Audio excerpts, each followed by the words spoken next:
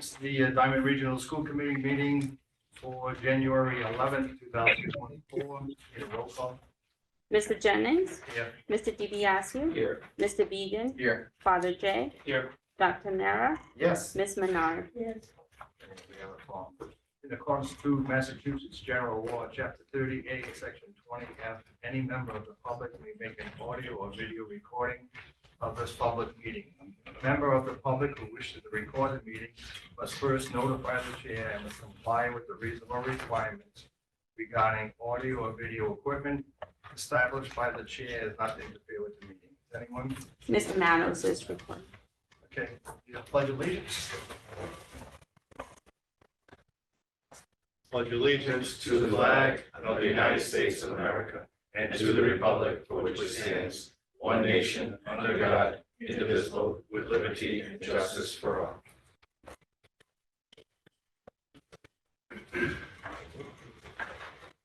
You need a motion to approve the December 14, 2023 minutes. So need a second. All in favor? Aye. Aye. 124 student report. So, Mr. Chairman, Haley couldn't join us today last second, but not too much since we returned from winter break. However, I do want to mention one thing student related. Our girls track team for the first time ever yesterday secured the Mayflower Championship at 4-0 girls track. So they're doing great. Huge kudos to them. We gave them announcements over the intercom and some social media posts. So huge deal for their conference championship for our girls. Very good. Great. All right, thank you. 1.5, anyone for citizens input? I do not have anyone signed up.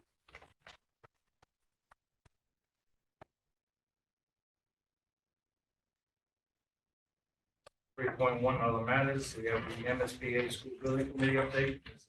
DiBiaseu. As you can see, it's pretty muddy out there. Take a look. They started the groundwork. I think this week, Mr. Bentley, the barriers should be going up. The 50 barriers have been put up yesterday and today. They're all up, okay. So that'll keep those parking spaces that are out there now from being parked in, and they can start working on the hill. Bid documents are all out. The bid for all the different suppliers from sheetrock to doorbells. Addenda has been coordinated with the project team to answer any questions to clarify scope where necessary. Additionally, coordination with equipment is ongoing and will continue into construction. Procurement, trade bids are expected around the end of the month with the next round of recommendations for awards in February. Construction, as we just said, earthwork is being done. They have a mountain loom in the back corner.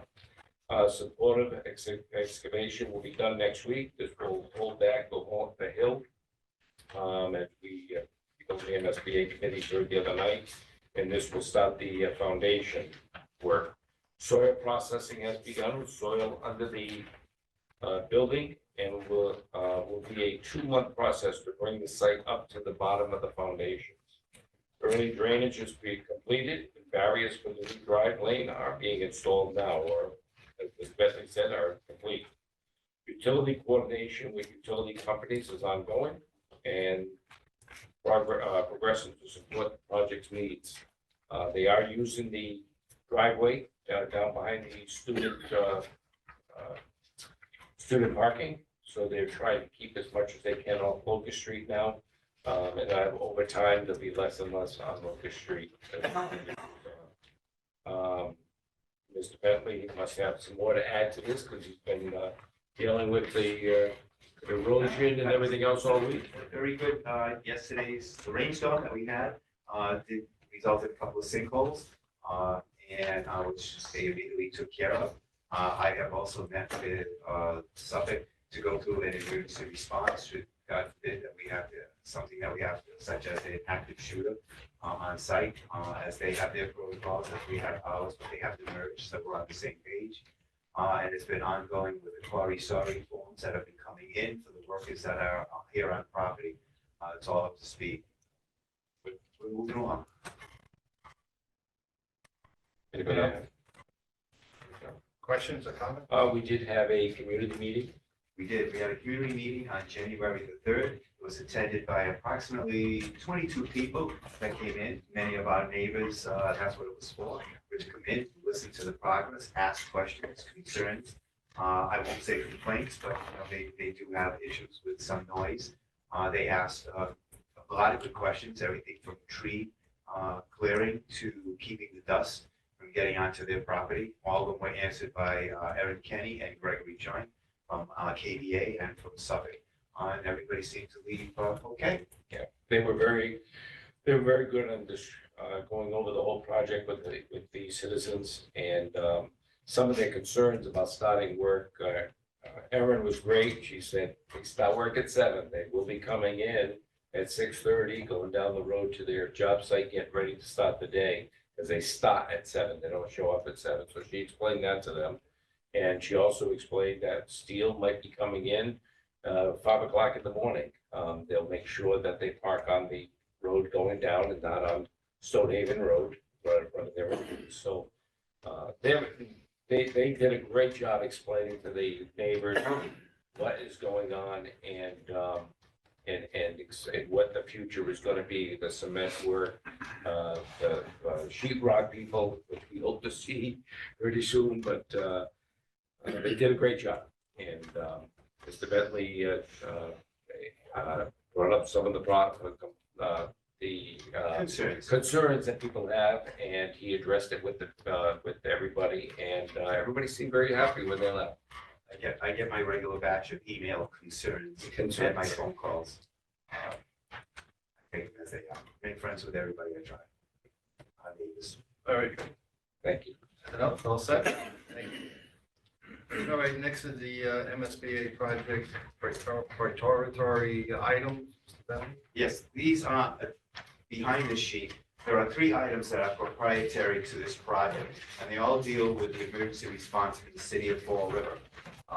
And these are proprietary, meaning that this is dictated to Diman and the construction by the city of Fall River. The first is the fire alarm active network radio signaling. When you pull the fire alarm here in the building, there's a connection box that sends out the signal indicating what the response should be and where the trouble is. Next is what we know as a Knox box called the emergency key box that is there, and there are pictures on the following pages. Again, proprietary. This must be for all the fire and safety and police personnel in the city of Fall River, so that they're all on the same page when accessing the building.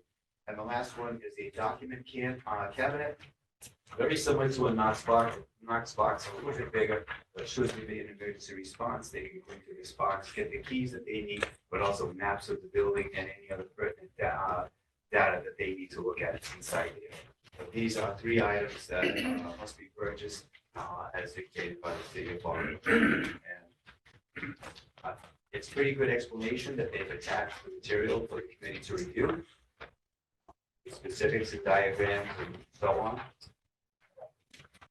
And the recommendation here is that the committee approve the MSBA project proprietary items as submitted. Need a motion to approve? Make that motion. Need a second? Second. All in favor? Aye. Opposed? But the MSBA project expenditures, Mr. Kitchen? The expenditures for the month of December are for Colliers, it's $69,098.52. We have 2 submissions from the pub for the building risk. First being at $173,320, and the second being at $263,451. That's for the inclusive building risk policy. Castle Blues at $982,784.02 for the month of December. Lock Wallet is for the bonding of the sale, prepare paperwork filing, and reviewing of the closing documents. That is $22,500. And then from Suffolk, their AIA, I believe it's number 2, is for $974,883.16. Can you give me that figure again, please? 974-893.16.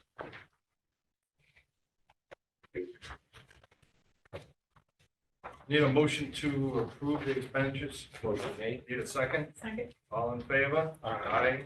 Opposed?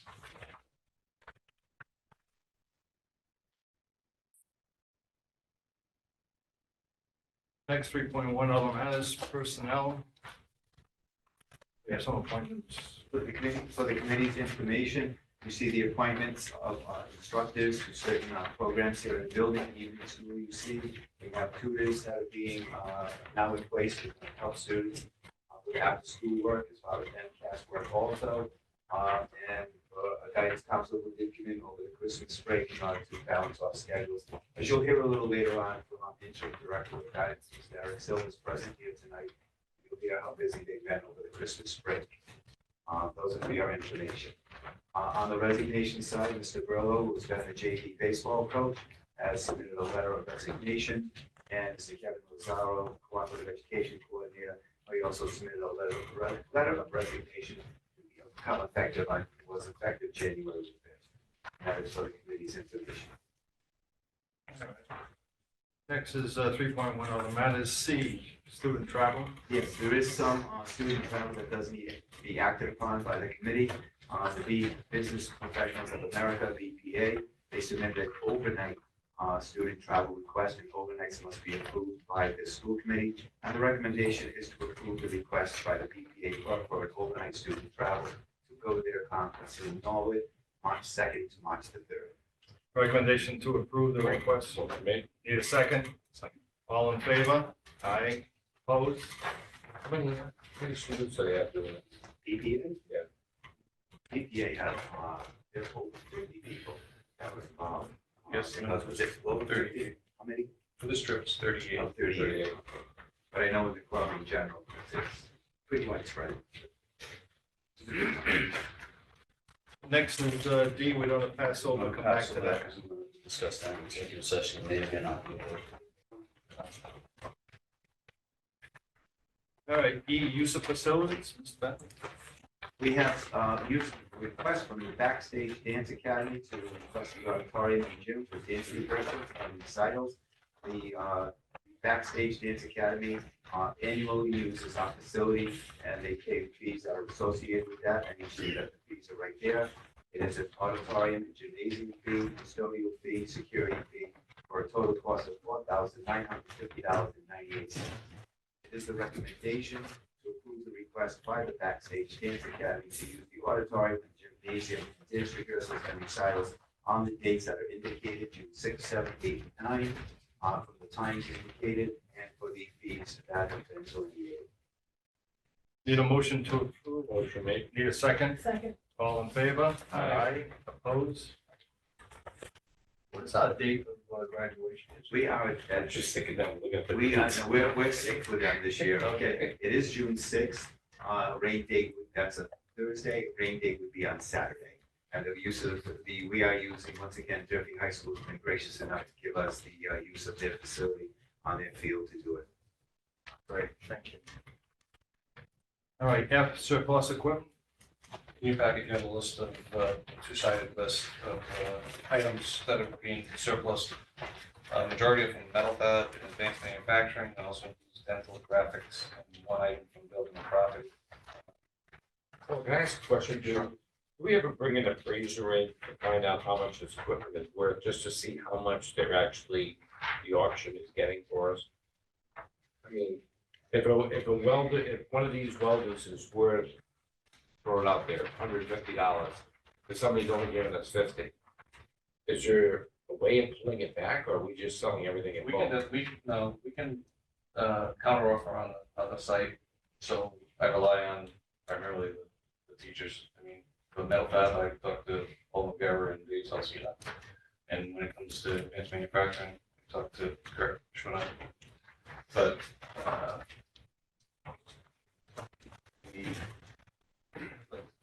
the tags, or a new one, I think is about 2,000, 2,500, and the website on it now, it's somewhere up to like 14. So we're doing well. In the past, we've done well. Just the difficulty is like a larger item that nobody gets a unique item, like the EDM machine. It's a very difficult machine to, I guess, to sell. The fortunate thing is a lot of our machines don't have a lot of time on them, so they are sort of pretty quick. But no, you can counter offer, you can decline it, if you don't feel it's fair. Thank you. Sorry about Fine. All right, recommendation to approve. that. Motion made. Need a second? All in favor? Aye. Opposed? Monthly financial report? As stated, well, we did the transfers from the last meeting, so there are no negative balances other than on page 3, which is the extraordinary maintenance, which is a negative of about 336,000. That's where we put our carryover funds that we're required to bring over. Once we get the letter from the Department of Education, and that would probably be approximately $1 million. So, we'll put it into that line, we're all set, but we're trying to make expenditures on equipment that we're gonna need for the building. Any questions, comments? Seeing none. Moving on to page, we have expenditures. The expenditures are simply that the equipment that we're looking to procure. If you look at the U line for advanced manufacturing, that's actually a rack system for the metal that they're carrying. That can be moved over. Beneath that is actually a list of about 10 items that they're looking for, smaller items, miscellaneous items that come out for that figure. Collision is actually respirators. Lapping is an auto wheel balancer. Building and property, the rice is a lathe, or a metal lathe, and then for Warren French, it's a joiner. And again, for carpentry, that item is a planer. It's a planer, the large planer that's inside the senior junior area. They've had some problems with the press bar on it. It's probably original to the building also. It's a off-field unit, so it's good to try to replace that also. B&G are under the counter refrigeration units for culinary. AIM is workers' comp insurance. FALA is the enrollment for guidance. BND is consultant for special ed, for Title I. Furnace Steel is for evening schools, materials only. And then United Rental is the lift that we're using, the thing from the Bengal, that's the donation. So it's about 10,000 is the question.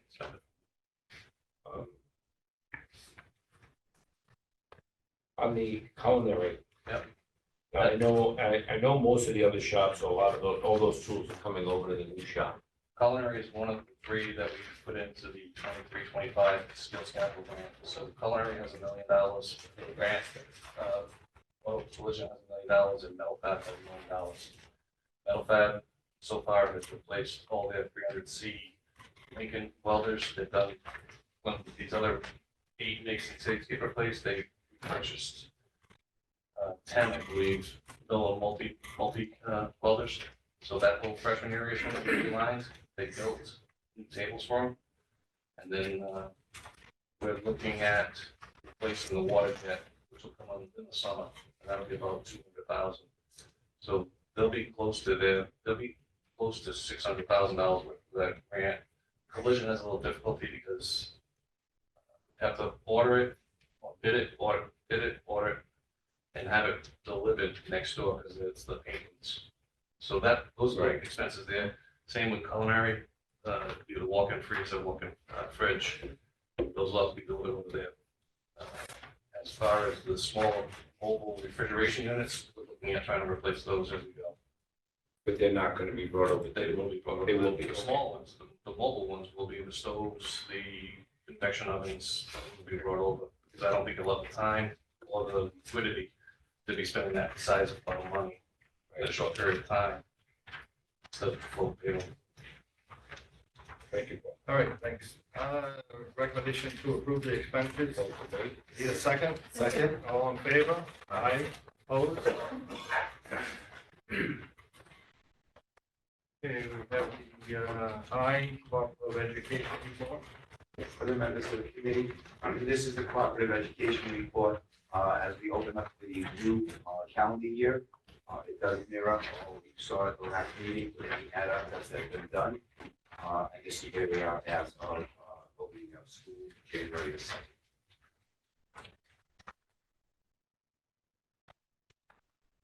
I still find it hard to believe we only have one for culinary arts. Blows my mind. The total is 189. Do you know what it was this time last year? I do not, but I can look that up as I have access to that. If you'd like, I can email that to you tomorrow, that number. Here.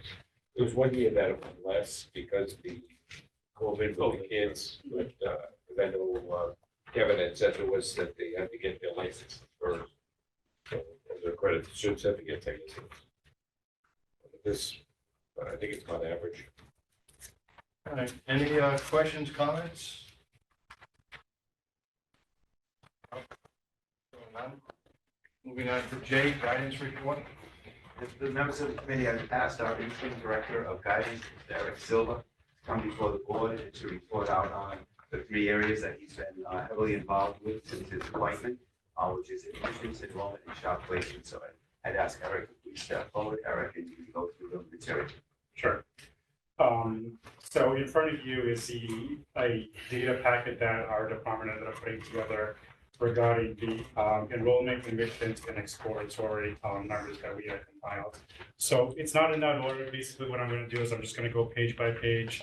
We'll go rather quick. If you have any questions, you feel free to ask me in this forum. So the front page is just basically a breakdown of the applications that we've had so far.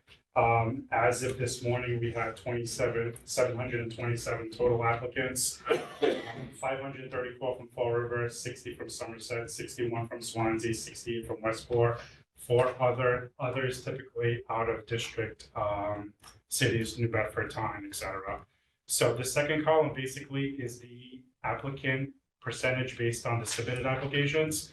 So 73% of our applications are from Fall River, 8.25% Somerset, 8.39 Swansea, etc.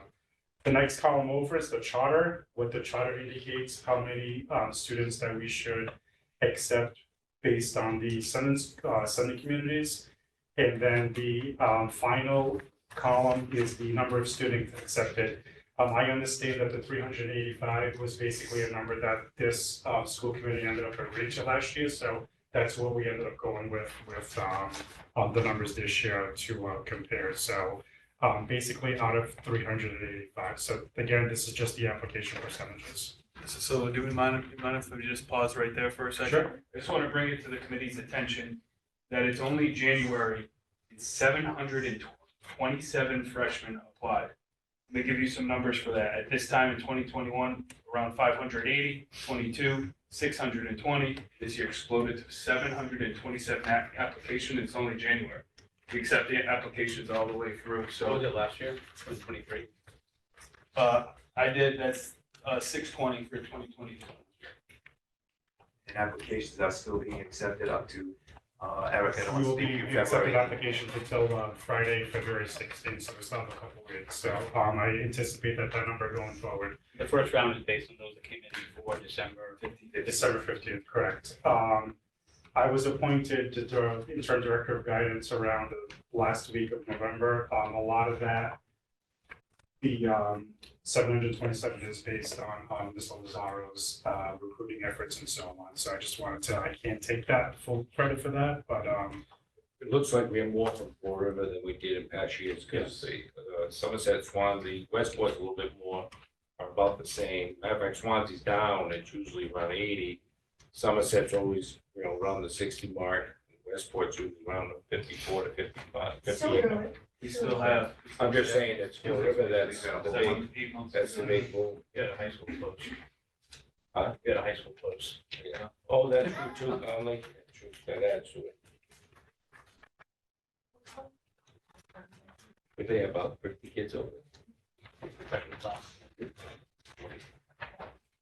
next page is just basically a breakdown of the freshman shops, exploratory, and their choices. So the next couple of pages in the packet, it's just going to simplify this graph that we have here because it is kind of cumbersome and so on. So The numbers to look at is obviously our first choice of shop selections that our freshmen ended up selecting. And then the column all the way to the right is basically the percentage of students who explored the shop and then requested the shop between their 1 through 6 selection. So I'm lost. No, the page you should be looking at is this one here. The major graph with all the boxes on it, correct? yes, that's what I There's multiple pages here. This is the freshman placement by shop, so the shop choices.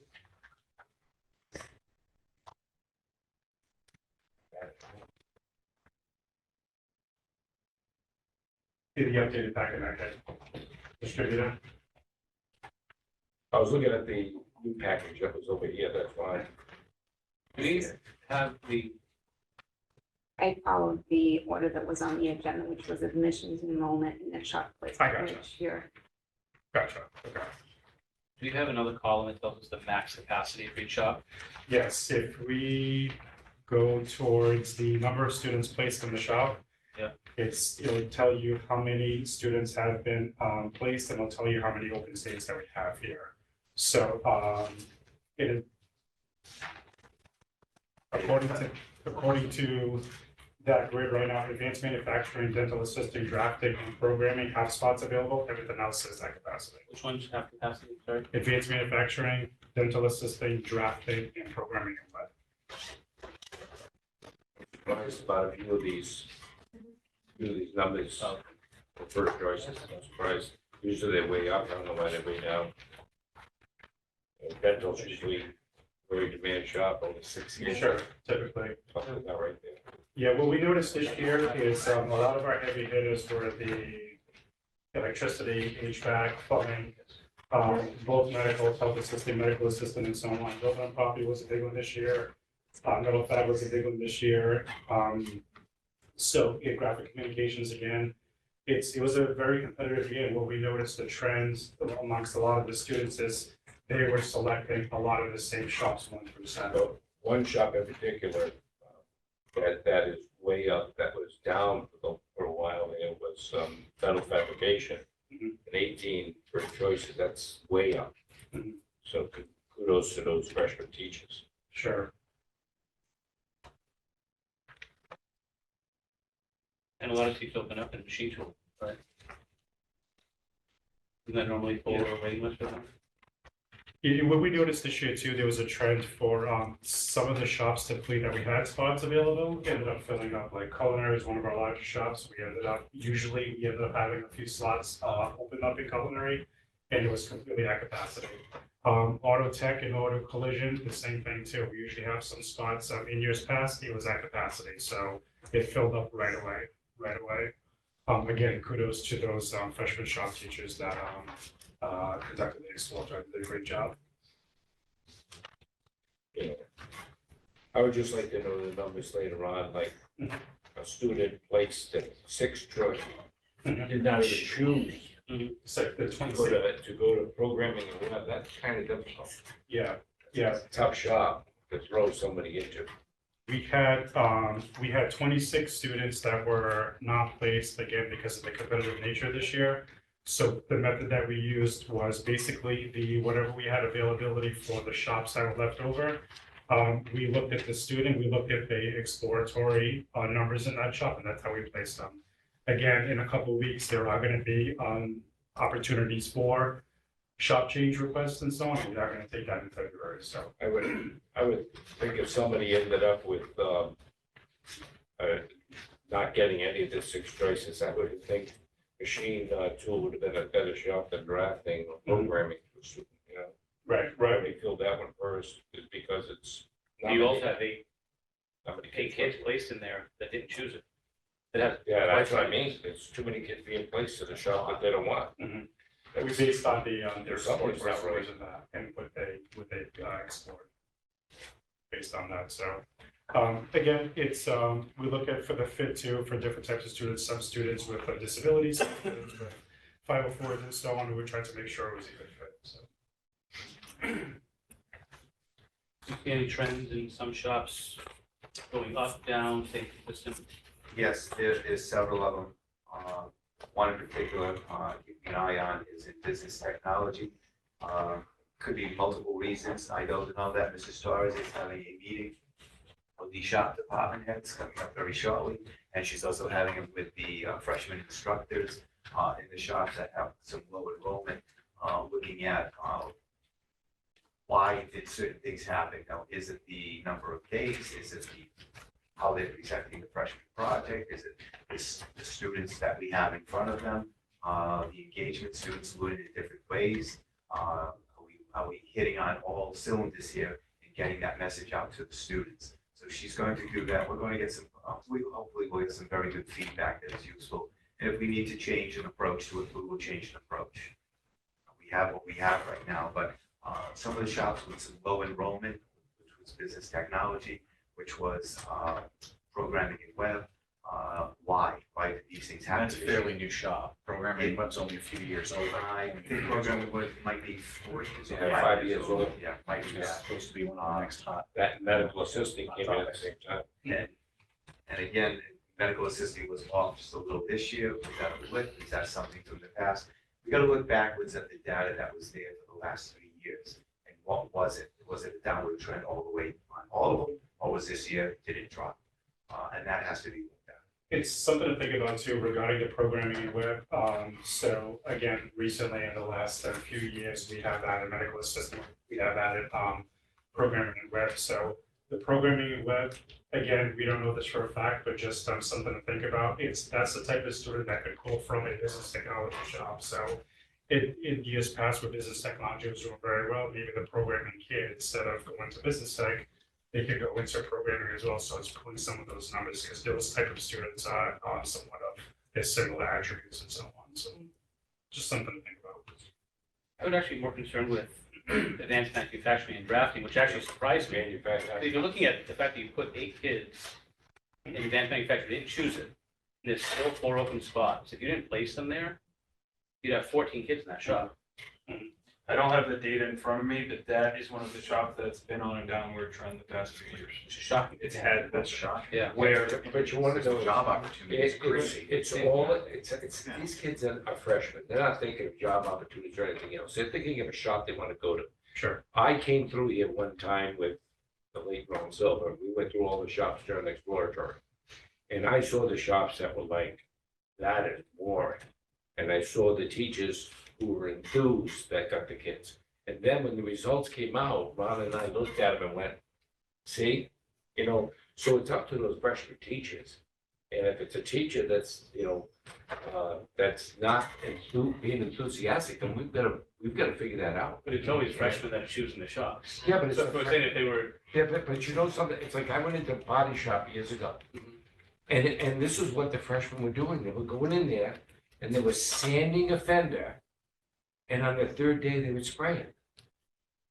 That's ridiculous. I would never take that shop on that. And there's so much more to body to that shop than sanding a fender and painting it. And the new teachers that have gone in have introduced new things in exploratory. And that's why if you see, they were really in demand now, where before they weren't. We were putting 6 choices in body shop. Now look, so it's all up to that teacher. That's where they should be emphasizing those freshman teachers. And that's to you, Andrew, that we should be looking at who's doing the freshman class. I mean, Absolutely. It happens every year. We see it. We can always reflect back to where these 6 kids go into something that they're really gonna get interested in, do you have any data as to, they list their choices before they even start exploratory, correct? Correct. Do we know So- how many of them, let's say, choose culinary before they start and still choose culinary after exploratory? We can look at that. I'm just curious. Yeah, we can look at that. Wondering what the exploratory, how that Sure. influences their decision. Sure. this year was so competitive, and I think Mrs. Silver alluded to it, that we had so many kids picking these same shops, the heavy hitters, right? HVAC, electricity, medical assisting. So many kids picked the same shops. That happens all the time. We always have, Not that's like- always gonna happen. We're always No, gonna I understand We're always that. gonna have the medicals, and we're always gonna have the plumbing, the electricity, and the HVAC. That's huge. But it's these other shops that really have to do their job to introduce their shop to these students and make it fun that they want to check off. And I don't disagree with you at all, and that's number one for the work we do with department heads to make sure we have the right person in that seat. Let me tell you why this year was an anomaly. 600, what's the top score for exploratory? Perfect score is 672, top for exploratory was 651. So 600 is the top score. We had only, this year, only 40 kids score below 500. We always see a number of kids in 400. It was so competitive this year that kids were picking the same shops and scoring well, that kids weren't getting their first one. I just don't want to see. We just haven't seen this. I don't type want of to see number kids forever. leaving because they were put in programs or drafted. Guys who put me in drafting, I wouldn't even be coming to school tomorrow. You know, I'm just saying, it's drafting's not my cup of tea, you know, but if you put me in manufacturing where I can do something rather than sit behind a desk. You know what I mean? So I hope you really looked at the kids. I hope you really looked at the kids before you put them in those shops. Mr. Davies, the teachers really do an awesome job, you know, but I'll come out and I'll say something you may have heard before. We're here to educate them and not entertain them. If we entertain them, that's a byproduct. That's nice. Okay, but the kid who comes to Diamond thinking they're going to be in culinary arts, and they don't score well, what do we do with that student? We try to find something that we hope will engage them. In this case, maybe it was advanced manufacturing. And I know that teacher down there. He's a young guy down there. He's a product of Diamond. He really does a great job with the kids. But you know, not everybody understands the technical aspect of it. It's like, if I'm going to do this all day, I'd rather do something else. If those kids were on the CNCs, which they're not, okay, they probably think it was great. It's like a billion, you know, it's gorgeous. It's like, let's go play a game over there because they're punching buttons and watching things move. Students come to us, don't forget, are very technologically gifted with their hands. They have not been brought up on doing manual labor. Okay, they've been brought up on computers. So to them, everything is, what can we do by a push button, And those shops, many of them, it's laborious. Auto collision this year was a big seller because we had a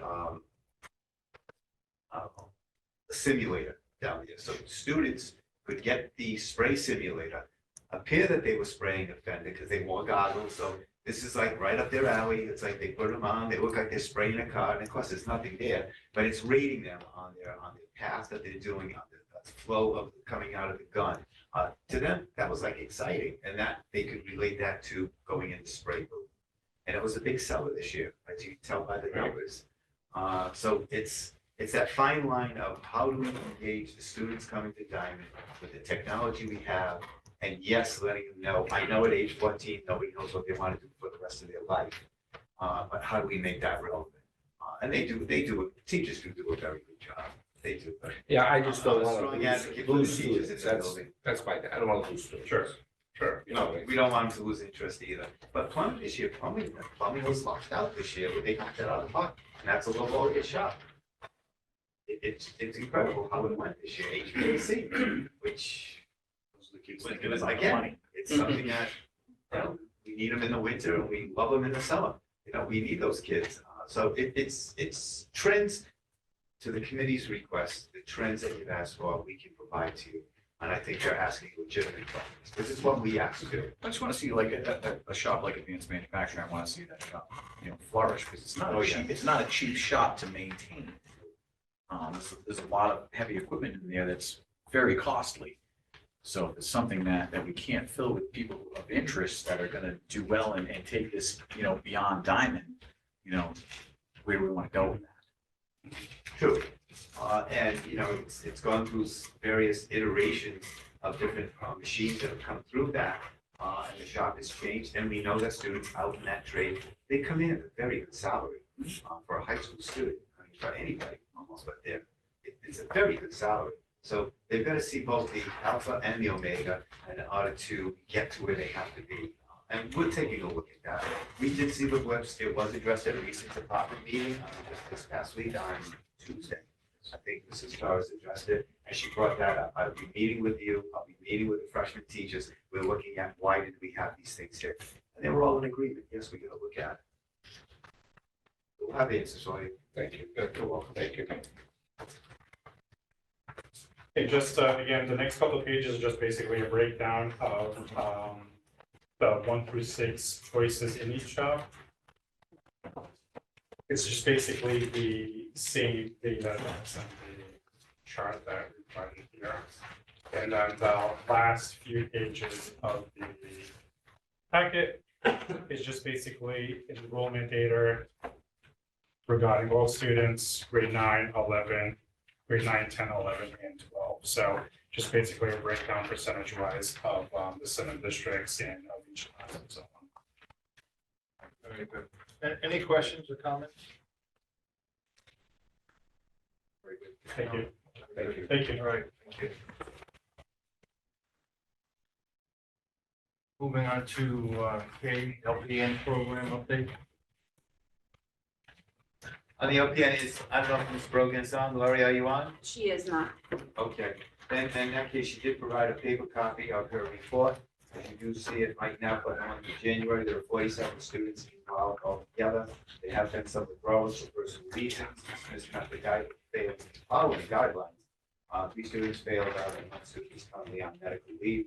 However, she continues strongly advocating for the program with recruitment, T's of the testing that they do need to get into the program. They do have an open house coming up in January, which we're hoping will bear fruit as people in the adult ed environment start to think about their future, what do they want to do, and they think that this is a very good fit.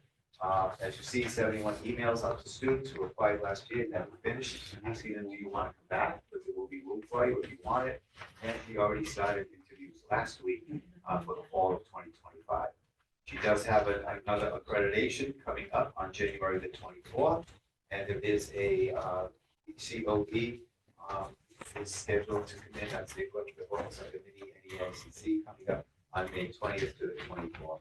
Once again, so they're constantly under review, under scrutiny, and being improved. I don't know if you can answer the question, but I'm just looking at the 4 students that were doing. It just says work, financial, mental health. Yes. The financial portion of it, is still offering financial aid, are they taking advantage of that? Yes, yes, but many of them get in there and it's a financial, ongoing financial, they know they have payments coming up. And they realize that even though they've got a Pell grant, that they still can't afford the program in their opinions. And a lot of factors, they're adult vets, they're also trying to carry on a family, maybe they're married, they have children, they're trying to juggle all these things, and this isn't a good fit for them at this time. And that's the financial piece of it there. It's just, if it's financial, if there was some way, I guess it helps somehow, other than financial aid to stay in the program. But I'm just curious on, It's a good point. I know we've tried to look at that in the past. Let's resurrect it to see what this group is. Right now, the enrollment is good. Yeah, we always wish it was higher, and they hate to lose the students. There's one to lose, they don't come back. Yeah. You have to catch those a little earlier. All right, any questions or comments on the LPN update? Moving on to general policy subcommittee report, Mr. DiBiaseo. Mr. Chairman, I would like to table this till next meeting so I can go through policies. I want to pull other contracts of other people who've left here, and people here, and sit with Mr. Kitchen and Mr. Bentley and go over that if I could. All right, that's the recommendation. We'll move it to the February meeting.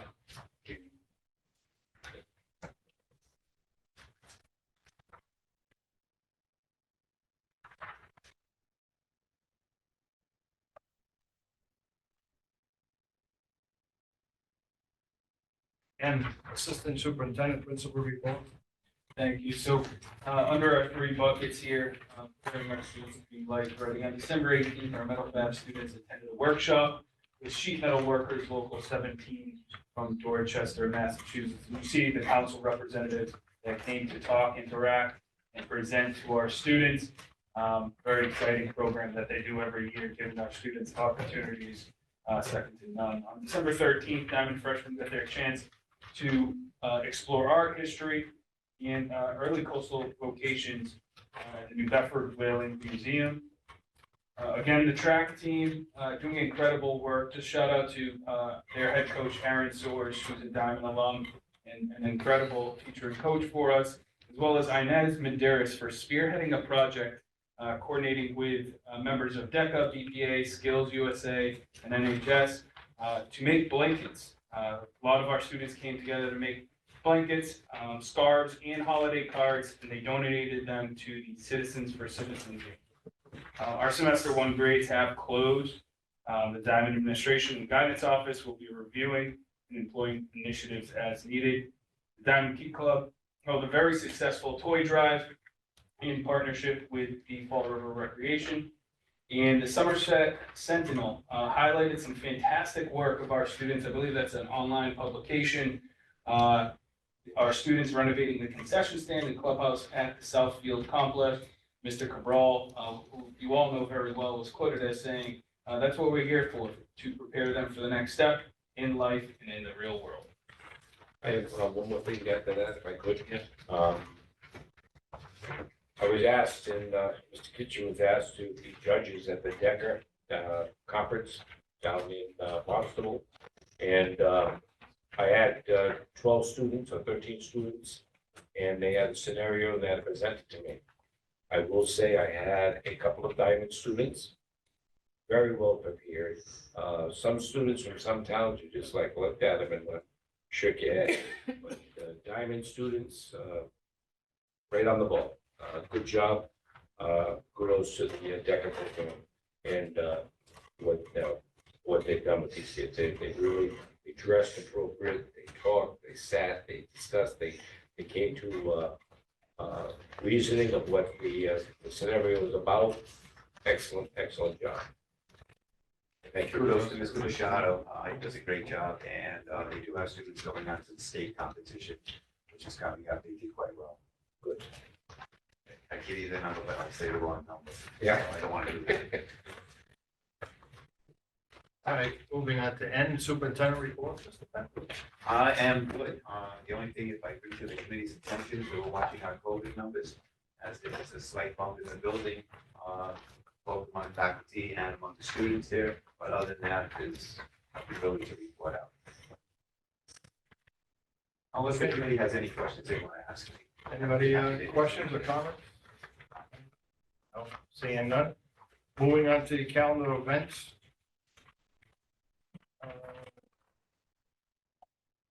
And then that sticks out. Question, February meeting, we moved, We're at the 8th, when, something normally the third. no, second, second, yeah. I won't, I mean, I can do it by Zoom, but We'll be in Florida, watching the Super Bowl. On Thursday. I- I was gonna say, did they change the Super Bowl day? No, but Didn't you tell leave a me. little- Unless we, Jeff, she has to have some pre-gaming. earlier, I'm gonna be away for the next week. I'll be here for that one, and then I'm away for the next 4 weeks. Okay, why don't everybody, Helena, could you put something out and try and get something for February? Do the first. Meeting. I can do the first. Can everybody do the first then? Joan, is that before you go, the first? Probably not, but don't worry. I can do it online. you're on both, right? First and the Yeah. eighth. I can actually go online and participate. Know how to do that? Oh, boy. Great grandmother, right? No, no, no, I said I'm not- Great grandmother. Yes, I am. Here all the time. All right. We have the first. Anybody have any, I just want to make sure we don't have a quorum. I'm good. First? Thank you. First? Even if I'm online, That's, yeah, okay. All right, so we have, Mr. Bentley, so we're going to the kitchen. We're all good for first. All right, I'll move the school committee to the February first.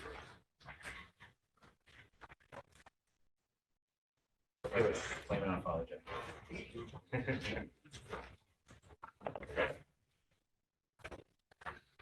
We get more excited for you, so you can. And we don't have any other, nothing unanticipated for 48 hours, right? So moving on, we do have a reason to go into executive session. Yes, speak to Mr. Chairman.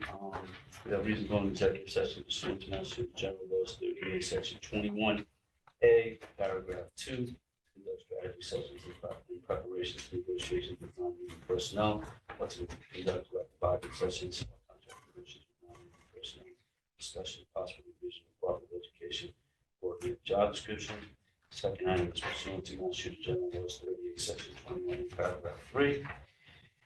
To discuss strategy with respect to collective bargaining and litigation if an open meeting may be have a detrimental effect on the bargaining and litigating position of the public bargaining chair so declares, which he has done. That's ASME, DAA, and DTA negotiations. And then the third item will be pursuant to Massachusetts General Laws, Chapter 30A, Section 21, Paragraph 3, discuss strategy with respect to collective bargaining and litigation if the open meeting may have a detrimental effect on the bargaining or litigating position of the public bargaining chair so declares, which he has, the DTA grievance arbitration resolution.